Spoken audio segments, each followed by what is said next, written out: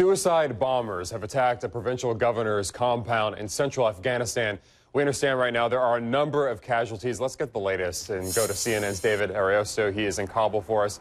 David, what do we know? It sounds like there have been many people who have been killed as a result of this attack, and this is just the most recent attack in several high-profile ones in the past few weeks.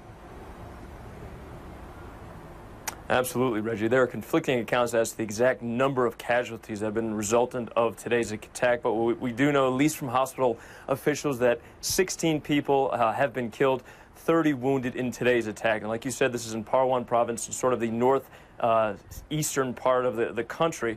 And effectively what transpired from local sources, from what we can tell, were that at least 5 insurgents stormed the governor's compound. Now, again, this is a tactic that we've seen time and again here. The first suicide attacker detonated himself as sort of the main gate, taking out much of the security.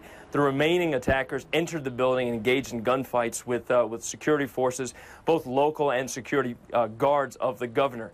That gunfight pretty much spanned throughout the morning. These suicide attackers strapped with explosive-laden vests as they combated with local police and security forces in the area. NATO was called in and was providing support to those Afghan forces by helicopter gunship. And what we saw was effectively a battle that is very much reminiscent of what took place last month in Uruzgan province, where the governor there narrowly escaped an attack. And like you said, this is sort of the latest in a series of high-profile attacks and assassinations, perhaps the most high-profile of which occurring last month with the killing of President Ahmed Karzai's half-brother, Ahmed Wali Karzai.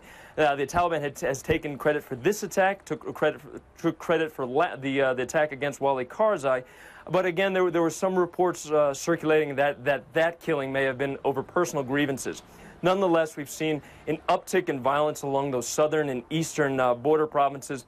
But again, this is a war zone, and the traditional style front lines really don't apply here in Afghanistan. So again, these gunmen storming the governor's compound in Parwan province today. And David, let me just ask you about even the big picture of all of this. I mean, you just went through the context of some of these recent attacks, sure. but the timing of what's happening there when you're looking at the government trying to take control of armed forces there when you have NATO pulling out. This is the essential question here in Afghanistan. What we're seeing right now is what most people call a pivotal moment for Afghanistan, and even more pivotal than we've seen in most recent years. The reason for that is this is the beginning of the NATO drawdown. 10,000 U.S. soldiers are expected to leave by the end of this year. The full drawdown to take place by the end of 2014. And all the while, we're seeing a transition in security, sort of a handover to local security forces. And the real question that many people are begging answers for is whether Afghan security forces can really handle security on their own. The fact that a NATO gunship had to be called in to basically put down this attack today is not a good sign for local forces. But again, we saw 7 provinces transferred to local security. So the looming question is, will Afghanistan really be ready once NATO forces draw down? Yeah, this certainly doesn't do anything to instill a lot of confidence there. David Ariosto from Kabul for us. David, thank you.